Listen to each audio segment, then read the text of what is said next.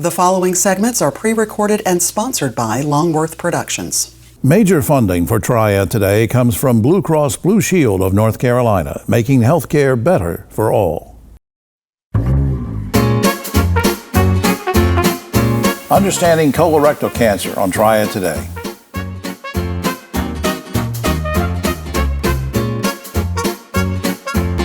Hello everyone, and welcome to another edition of Triad Today, coming to you again from the Kernersville Auto Museum. We'll tell you more about that later on, and later on is when the roundtable shows up, so stay tuned for a lot of fun. And we have this very special guest with us, first-time visitor to the show, Dr. Daniel Mistro. He's a surgeon with Novant Health Colon and Rectal Clinic in Clemens. Welcome, Doc. Good to see you. Thank you, sir. Appreciate you having me. Let me just start out with, and I know you get these questions all the time, but how common is colorectal cancer? Is it just a disease that affects older people or certain races or genders? What about it? Yeah, sure, absolutely. So colon cancer is, believe it or not, one of the most common cancers that we see in America. And in fact, especially in people under the age of 50, it's now the leading cause of cancer death. So the rates have been slowly rising over the last couple of decades. I didn't realize that. Yeah. What are some of the symptoms of somebody that has or presents with colorectal cancer? Absolutely. So things that we look for primarily is if you have any blood in your bowel movements, any changes in how you go to the bathroom, belly pain, bloating, abdominal discomfort, or weight loss that you're not trying to achieve. Now, we didn't rehearse this or anything, but I'm just curious, since you mentioned that, what if somebody, occasionally has hemorrhoids or whatever, and they see blood in the stool? Do they panic, or how would you help them, bring them in and actually detect what it is? Yeah, absolutely. So blood in your stool is never normal, and you should go in and see your doctor and talk about that. And so someone like myself, they would come see, we can examine them, talk to them, figure out, is it from the hemorrhoids or is it from something else? Do they need a colonoscopy or some other method to help make sure we know where that's coming from? And is colonoscopy still like the gold standard? Absolutely. Colonoscopy is the single best way to detect colon cancer and even prevent colon cancer. A lot of people don't, and this applies to people I've spoken with in the past over the last 30, 40 years doing this kind of thing, whether it's breast cancer, colon cancer, whatever. They'll say, well, I don't want to get screened. Yeah. I don't want to do colorectal. I don't want to do What do you say to those folks about how important early detection is? Sure. I mean, early detection is everything. And the thing with a colonoscopy is it allows you to find the polyps that turn into cancer. And so you can actually prevent cancer before it ever starts. But even for people that don't want to do a colonoscopy, there are other options for screening. There's Cologuard, where you obtain a stool sample and send it off. Right. There's CT colonography, which is a special type of a CT scan to look for colon cancer. So there are other non-colonoscopy ways to be screened and make sure you're staying healthy and safe. What about treatments? Have treatments evolved or changed over the years? Oh, definitely. And how they might affect outcomes? And for sure. I think we've made some big strides in our surgical approach. A lot of surgeons nowadays, we do laparoscopic or robotic surgery. It's, it's a little bit of an easier approach for people. The small cuts mean the healing is better. People tend to have fewer complications afterwards. And from an oncology point of view, there's been breakthroughs in chemotherapy and immunotherapy that have allowed us to attack a lot more aggressive cancers successfully. Again, we didn't rehearse this, but I'm just curious since I've got you here. Are there certain lifestyle things that people do that maybe they shouldn't do that would contribute to colorectal cancer, or is there never any connection? Well, I think as best we can say, in general, trying to be healthy. Don't drink too much, try not to smoke, eat a balanced diet, plenty of fruits and vegetables rich in fiber, and get a good amount of exercise. Okay. Before we lose time, I want to ask you a personal question. Sure. Who or what led you to a career in medicine? Yeah, absolutely. Well, my father's a retired heart surgeon, and so growing up as a little boy, I was exposed to medicine pretty much every single day. That really piqued my interest for much of my life. I was able to go on a mission trip with him to Guatemala and help him in the operating room when I was in high school, and that really kind of sealed the deal for me. And then as I went through my training, my uncle was suffering from ulcerative colitis, and so that sort of drew me into colorectal surgery as a specialty, and so here I am today. And how long ago was that with your uncle? I mean, did they have the same treatments that we have now? How long ago was that? That was about 15 years ago. Okay. So yeah, right when I was in the midst of my medical training. You had a great background, great role models. Absolutely. I just think that's something. Up on screen, you can go to, of course, it's a general website, novonhealth.org, but if you want to get in touch with the clinic itself, you can go to Novant Health Colon and Rectal Clinic by calling the 277-4075, 277-4075, and you can make an appointment, Dr. Mistro, and learn more about this. Thanks for all you're doing. Absolutely. For folks. Thank you for having me. All right, come back sometime, will you? Yes, sir. Be right back after this. I am so Why can no one help me? Waiting This is a nightmare. Healthcare is broken. At Blue Cross and Blue Shield of North Carolina, we get it. Really? Really. That's why we're making healthcare better for all. Starting with you. Yes, you, Daryl. We're making plans easier to navigate by putting your benefits, prescriptions, and details all in one place. Convinced? No. But it's a start. We'll take it. Blue Cross North Carolina. Making healthcare better for all. Starting with you. The world's brightest are Fulbrights, Goldwaters, McNairs, and Spartans. Prestigious doesn't have to be expensive. UNCG. Back now on Triad Today, and we're going to spend a few minutes with this very special guest from Shift Ed. Lena Troxell is Director of Academic Initiatives from Shift Ed and a former teacher, right? Yes. Yeah, I read that about you. Good to see you. Thank you. Let's remind folks very briefly what the mission of Shift Ed is and who you serve. Our mission is to boldly accelerate student potential, and so we serve students from entering kindergarten through their post-secondary options and career readiness. Yeah, and a lot of folks in the beginning used to hear about Shift Ed and they thought, well, it's just helping high school kids get into college, but it wasn't. As you mentioned kindergarten. So let's hone in on that. Why is it important to help rising kindergarten students and their families? Why is that so important these days? It's so important because we want those students to be excited and ready to come into the classroom when they start in August. And we also want to help prepare the parents and give them information so that they feel confident and excited for their students also. Yeah, are there any resources or any help or anything that you share with these families and the little kids starting to come into kindergarten? What do you do to help them? So we have some really great initiatives that we work with. One is our kindergarten readiness fair, so Discover Kindergarten. And then we also do, we partner with GCS to do kindergarten readiness bags. So every kindergartner who comes in and registers gets a backpack full of great materials that can help them get ready for August and ready for that first day of school. Yeah, I want to talk about the Discover Kindergarten events. You just had one, and I want to mention that in just a second. But parents, you try to get the parents excited and let them know what's going on too. Is it a good thing for parents to actually visit the schools where their children are going to attend? Do you recommend that? Yes, all of the schools offer a kindergarten kickoff fair, so they should reach out to their public schools and see what date that is. It should be in March and April, and that's a great way to learn about the school, for them and the kids to go see it before open house and to get information so that they are ready to start in August. Now help me on this. It's been 400 years since I was in school, so you'll have to forgive me, but and it's going to sound like a stupid question, but if the parents get all revved up in the kids and they go into kindergarten, is it always true, or mostly always true, that that's the same school they're going to go through for first, second, third grade, that type of thing? Or I mean, that would definitely be the hope. It just would depend on where the families end up. But Guilford County does a great job, even if students have to switch schools due to one thing or another. Ready. You got to get them ready for that. Okay. Now, you mentioned Discover Kindergarten events. You had one recently, February 28th. Mm-hmm. How did that go? Oh, it was fantastic. There was over 800 people that came that day. Wow. And then I think I saw from an email you sent me that you have, and that was at Brenner, right? At Brenner Children's Museum. But you have one coming up on March 22nd at the Cubain Children's Museum in High Point. Tell me about what we're going to see at that. So you're going to see all sorts of things for kindergarten readiness, just providing information to parents and the students. They are also setting up a mock classroom so kids can come in and kind of experience what a day in the life of a kindergartner will look like. Yeah. They'll get resources from different partners. It should be a really good event. Now, I want to put this up on screen before I forget. go to shifted.org, shifted.org that's their general website, and there's all sorts of things you can learn from that, including to remind people about Sunday, March 22nd. I don't know if we have this up on screen or not. Sunday, March 22nd, 11 to 3 p.m. at Cubain Children's Museum in High Point.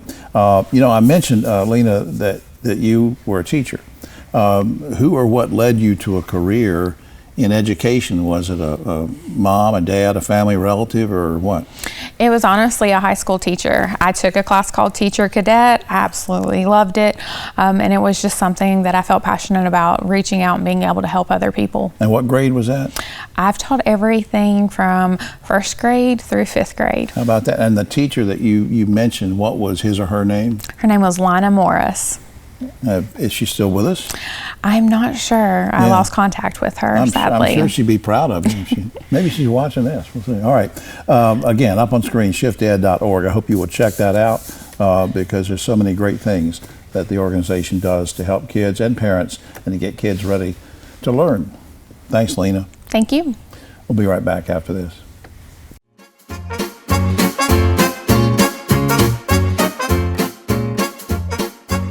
Hi, I'm Jim Longworth, reminding you that Triad Today also airs on GTN Spectrum Channel 13 and streams on WFMY Plus, free on Roku and Amazon Fire.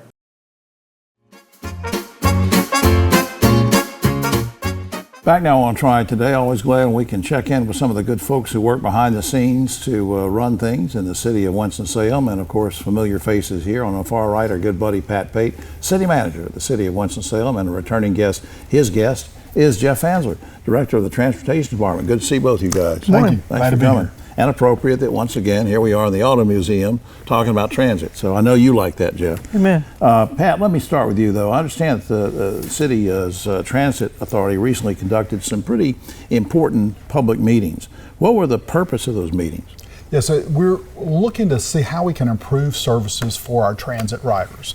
And so we're looking at processes of allowing people to get from where they're at to where they need to be, whether that's work, shopping, those places on as quick a basis as possible. So that's the main impetus of what we're trying to do right now, improve services. All right, we'll get to some of the input and everything for some of those meetings in just a second. But Jeff, before we get too far along, just remind people what the Transit Authority does. Yeah. So the Winston-Salem Transit Authority is a public transportation service for residents in the city of Winston-Salem, supported by the city of Winston-Salem and federal tax dollars. And we provide those public services, both fixed route and paratransit support services for our customers. Okay. Now, what are some of the proposed changes and ideas that were presented at the meetings that Pat was talking about? Yeah, so some of the major changes are really regarding service frequency. We want to make the service more attractive, so we're going to send more buses every hour. We're going from a 60-minute headway to a 30-minute headway on almost 70% of our routes. Wow. Yeah, and so to do that, we're going to have to be intentional about where we put those buses.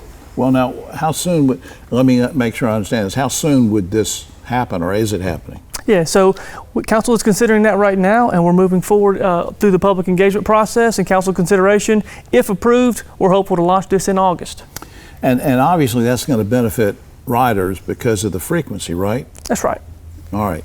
Now, would this mean that the routes get expanded, or just mainly that you're going to do more within the same route? So good question. There are minor geography changes. The intention here is to really increase the frequency, which provides more attractive options for folks because they're not having to wait so much. We want to reduce their time waiting for those buses. Right. We didn't rehearse this or anything. I'm just curious. Is there, I know, a stupid question, but is there a cost, is there a fee to ride the city buses? So there is a nominal fee. It is $1 to ride the bus. We have a $1 fare. Okay. And that's to go anywhere on the routes, right? That is a $1 fare per our system. All right. Pat sent me an email knowing that you were coming, and he mentioned something called microtransit. Microtransit. What is that? Microtransit is basically a government program, a city program like Uber, right? It's a rideshare program where essentially riders could go to an app, book a trip, and our on-demand service will come to their door and take them to their destination anywhere within that geo-fenced area. Well, now you're talking over my head. The geo-fenced area, that sounds like the dog's running wild in my backyard. I'm not sure what that means. But anyway, seriously, I mean, is it just a certain area you're going to start with, or what? Yeah, it is, and it's intended to support our fixed route service. So we've got an area in the northwest part of town that we're proposing, which essentially we're mapping an area that would support a fixed route. So if you're in that area and you want that service, you could call the ride. It'll take you from your door to a fixed route or anywhere of your destination that lives within that area that we designate. Okay, is that already happening? That's part of the services that will go live in August, if approved. In August. Man, that's really something. Because then, if the bus routes aren't doing exactly what you need them for your purpose, you make the call, and all right. And all right, let me go back to Pat for just a second. Let me get your final thoughts on the importance of the transit system overall to the community, even the people that don't ride the buses, that don't afford themselves of the transit service. But it's important for the whole community, right? Absolutely. For every person that we can put on those buses, that's one less car that has to travel somewhere if they had a car. And if it's somebody that needs to get to work and they don't have a car, this is getting that person to that work site. That may be your server, may be helping you at the hospital when you're working there. So we vitally need to get our people to where they need to go. So it's an economic development engine in a way, and helping to keep people employed because they can get access to the jobs and helps the environment. Up on screen, cityofws.org. You can get lots of information going through various portals on there. And to Pat and Jeff, thanks again. And I've said this to you guys before, working behind the scenes to do all the things you do and make life better for all of us. Thank you a lot. Thank you. Thank you, Jim. We'll be right back after this.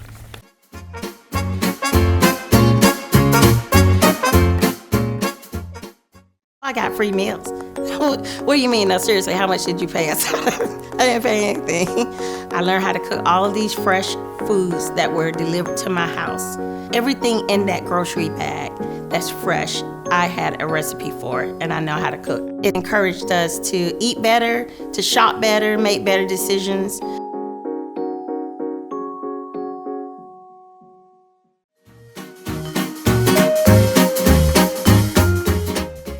Back now on Triad Today. Always glad we can spend a few minutes with the good folks from UNCG, which also happens to be my alma mater, but that was a couple centuries ago. But with us again now is Juliet Bianco. She's Associate Vice Chancellor for Museums and Practices at UNCG. Welcome back, my friend. I'm glad to be here. UNCG and Weatherspoon Art Museum are sort of synonymous, I think, and maybe I'm prejudiced because of having been there, but folks who are new to the area maybe don't know about Weatherspoon. Just bring us back up to speed before we go. Sure, I'm happy to. Thank you.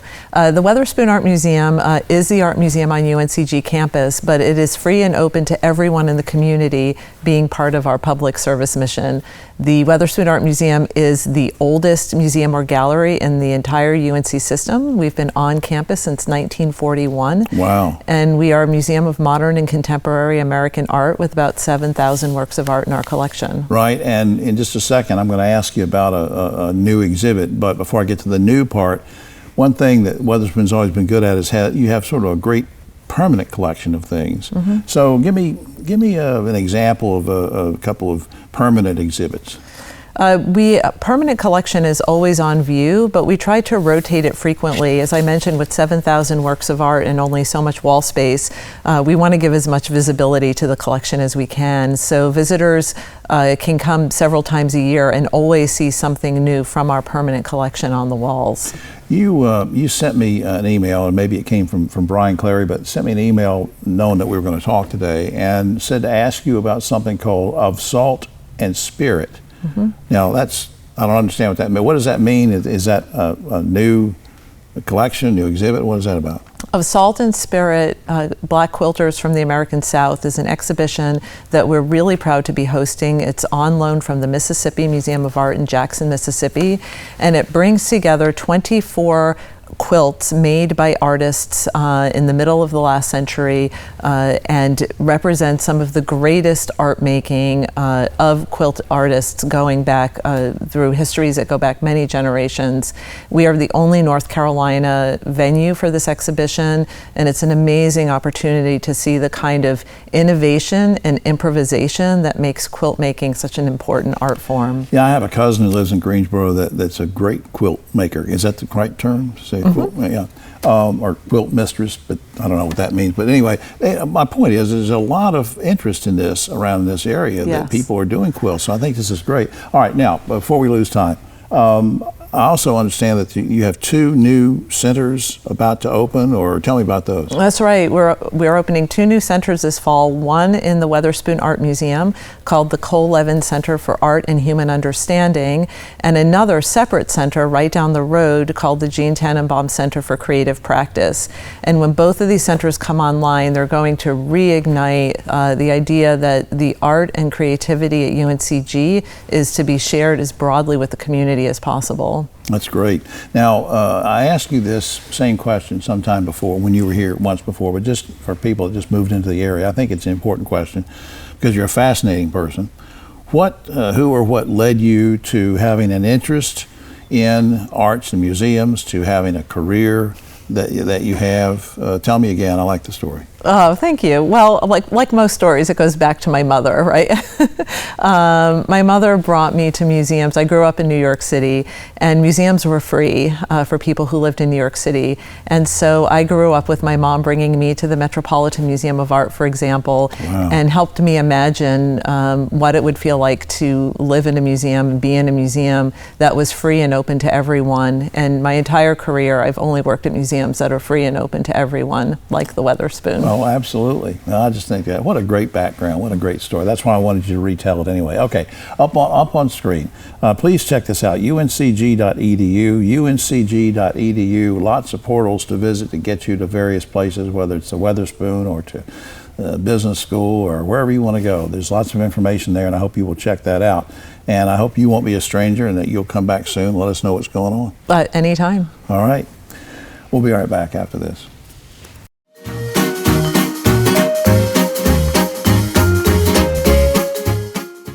At Sutton Brothers, we're confident we can help you solve your heating, cooling, plumbing, and electrical needs. So confident that we'll fix it or it's free.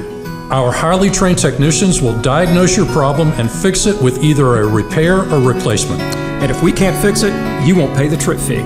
So the next time you have a problem, call us. We'll make sure you're completely satisfied. Guaranteed. Call Sutton Brothers today and be confident things will be done right. Schedule online at suttonbros.com. Major funding for Triad Today comes from Blue Cross Blue Shield of North Carolina, making health care better for all.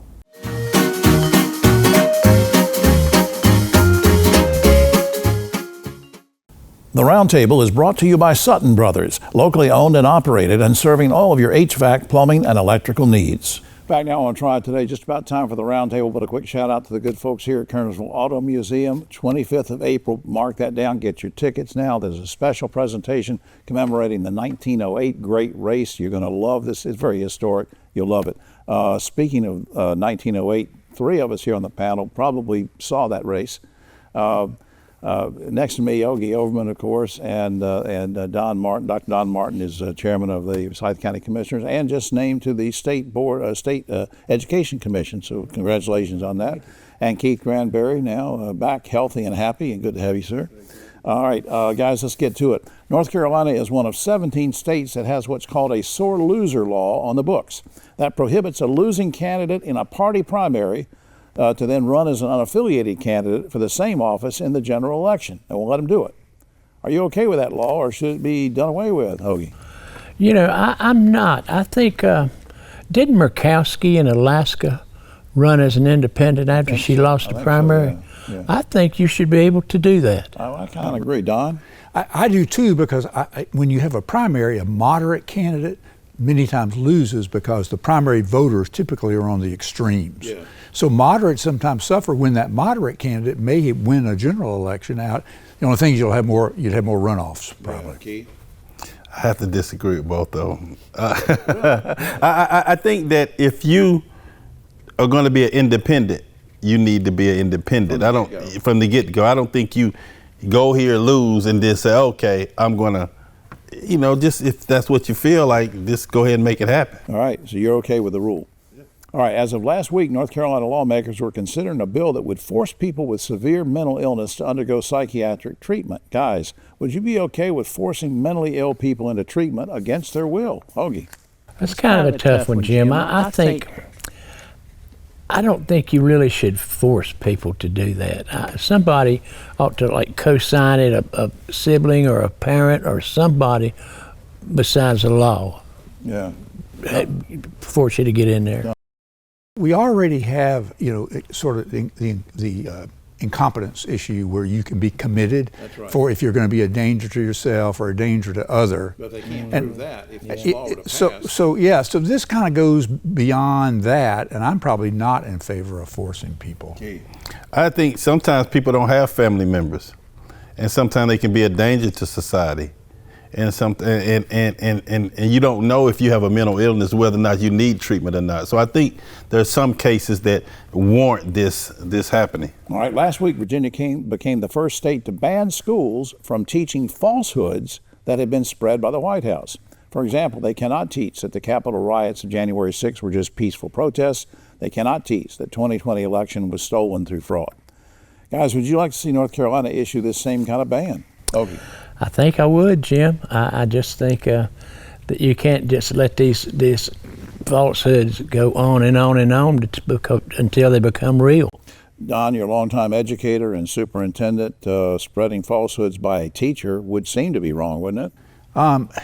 Yes, but I think the other side of it is that's out in the news both ways, and I think you could watch a video of the January 6th riots and say there are those that say it's not happening, and here's what we have on tape.